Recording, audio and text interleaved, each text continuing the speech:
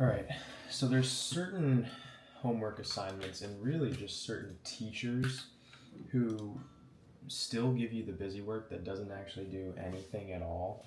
And I like learning, I read on my own, but yet if the work is so unreasonably difficult just because of what I have to do to consume the information, there's no way that I'm going to actually do it. So if the teacher is willing to put in the effort and format the material in a way that actually is consumable, and they're a little bit empathetic and think, if I were a student trying to learn this, I would actually do this, then I'll take the time and learn it. But this is an asynchronous class, and dude, it's so much clicking, and it would probably take me 5 hours to actually do this. And for me, I could probably learn this in 20 minutes on my own.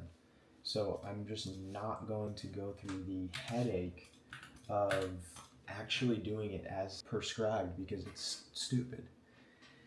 And I don't think that's a bad play. I really don't. So that's what I'm doing right now, and I found it to be interesting because I was wondering, how can I actually use this time and make this slightly more effective as opposed to just copy and pasting from AI into the McGraw Hill, I guess it's called. How can I make this time useful or more enjoyable? And I found myself sending a Snapchat recording while doing this, and I'm like, so obviously it's evident that I can click and get the answers in here while talking on camera, so I'm going to do that, and it makes it really fun. So that's currently where we are. So this is effectively just kind of a podcast style, and I don't really care if anyone watches this, but I am doing this and trying to make the time pass by, and maybe I'll say something of substance that could possibly help you. But I think one thing that Alex Hormozy says that's really a great concept is, if we want to be successful, we can go to college or we can not go to college. But one thing remains the same. You are going to learn either way. You're either going to learn while you're in school, because if you're going to forfeit that much of your time to go to school, you best make the most of it. And also there's financial aspects of going to school. However, if you're going to go into the workforce, you're not going to get out of the workforce by simply doing it. If you're going to take the quote unquote 9 to 5 route, which at some point a lot of people do, even if they have entrepreneurial aspirations, if you're going down that route, you're going to have to be a learner either way. There's no way around that. So if you're working all day or in school all day, the work you have to do to get where you want to go happens after all that stuff is done. And that's just the bloody truth of it. So you have to do things outside of school and outside of work, because really simply put, if you're doing all of the things that everyone else is doing, you're not going to get the things that nobody else is getting, which would be wealth, etc. So as it stands, I really have an infatuation with learning, but if you're going to put it in the format that this teacher did with this assignment, and granted it's an asynchronous class, so how good can you make that? If you're going to make it like this, I'm not going to do it as intended, and I don't care to. I can learn basic microeconomics or macroeconomics through reading very simply. And matter of fact, if you guys listen to Naval Ravikant, I've listened to podcasts on his microeconomic concepts, which he puts very simply, and as it's coming up vaguely through my vision on this assignment, I'm recognizing the concepts that Naval brought up in podcasts I've listened to.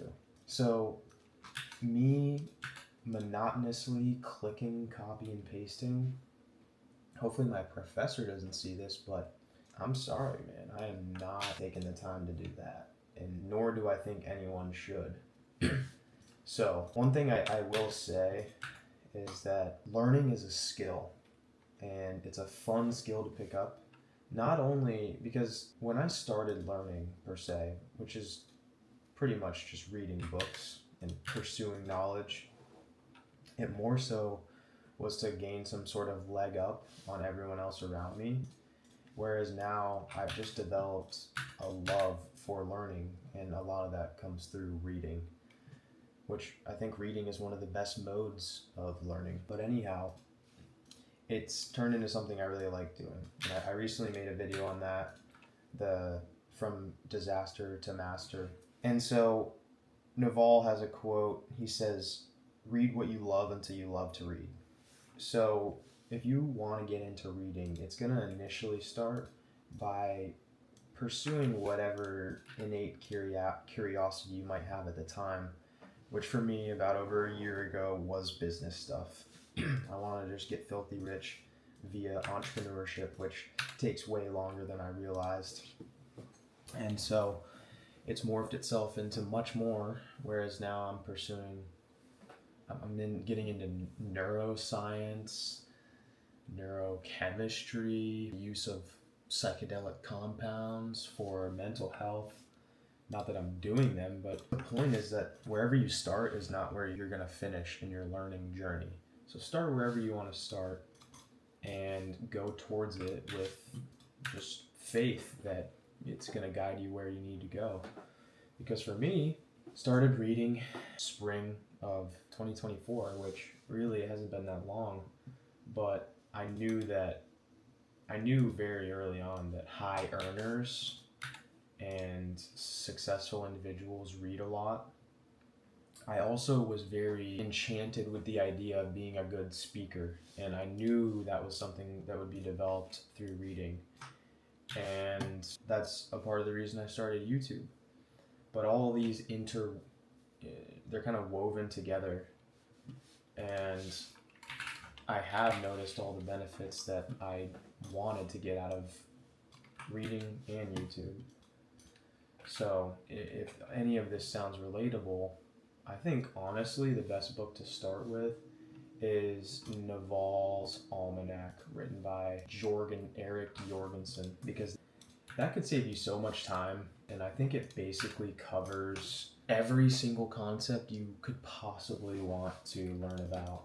And it covers all the basic business concepts. It covered something that literally changed my life, which was the idea that not only everything's a skill, but specifically happiness being a skill. That blew my mind, bro. I thought that I was just giving up happiness until I got rich, which is, according to not only Buddhist philosophy, but reality, a surefire way to actually guarantee misery. You're not going to get something or achieve something and actually have a long-lasting change on your internal state of mind, which revealed a fundamental delusion of mine in so many people. So I think if you want to save a lot of time and just skip right to the goods in a bunch of different areas, that's the other thing about Naval, is he covers a wide range of topics. Everything from how to get rich to how to get happy, how to get healthy. He touches on everything, and so it's almost a Bible for me. And I've read the book so many times that it's become boring at this point. But even still, I'll pick it up every now and then and be enamored with some random page in the book, and I see things I didn't see before. Which brings me to my next point, which is that I'm going to make a video on this, but some people read books, and if you're a mid-level reader, I would say, you might be reading these books, and this is kind of for the person who's still reading to get ahead of other people, not particularly out of pure fascination. But when you're doing that, you might think, wow, I'm reading this book and a bunch of other people might have also read this book. So I come across popular books and I think, I might not get an edge on other people because so many other people have read this. Here's where you can gain that edge still. Nobody reads a book more than once. There's such a fraction of a percent of people who might actually do that. And if you're willing to read a book 2, 3, 4, 5 times, if not more, and the true test of if you've actually learned something from a book or a YouTube video or anything is if you can teach it to other people. And it also is a great sign when you're able to connect your thoughts really easily. So if you can effortlessly flow across teaching a certain concept, then you really do understand it fully, without a doubt. And a good way to know if you've fully taken in the concepts of a book is to put together a slideshow and teach it either to yourself, or you can teach it via YouTube. So one of my favorite mental learning cycles to go through, if you will, is a topic that I'm really fascinated with, that I really want to get a good grasp of. I will take notes on it. If it's a podcast, I'll listen, take notes on the podcast. If it's a book, I'll highlight, take notes on the book. And if it is a YouTube video, I'll take notes. So a lot of this is taking notes, stuff that you would hate to do in school. You actually might find fun if you develop this skill of learning. Anyhow, I'll do that, whatever vehicle I'm using to learn, I'll take notes on. And then I'll take those notes, bulleted structure, and put it into a paper. So an essay, which is stuff we do in school that I find fun because it's stuff I'm actually passionate about. And I'll write this paper, and then I'll turn the paper into a YouTube video. So it really goes through multiple steps of cognition, and it nails it into my brain. So some of the concepts that I've made videos on, especially more recently as I put more work into the videos, it's really been in an effort to help me learn stuff. So one of my favorite things to do, take a really abstract and perhaps hard to understand idea, and then learn it in the process of creating. So you learn through doing, and I love that. I really love that.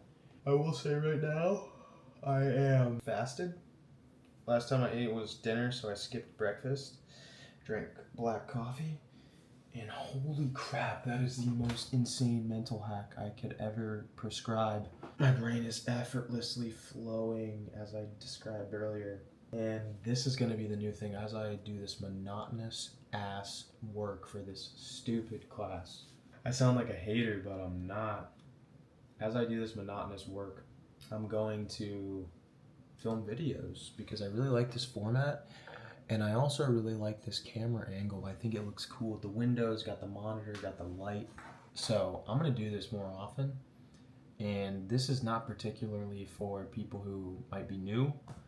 I don't know. I'm just going to do this purely for myself, and if people enjoy it, cool. But I just passed 15 minutes and also feel like I upgraded my brain and potentially helped people who would watch this. That's all I got. Peace.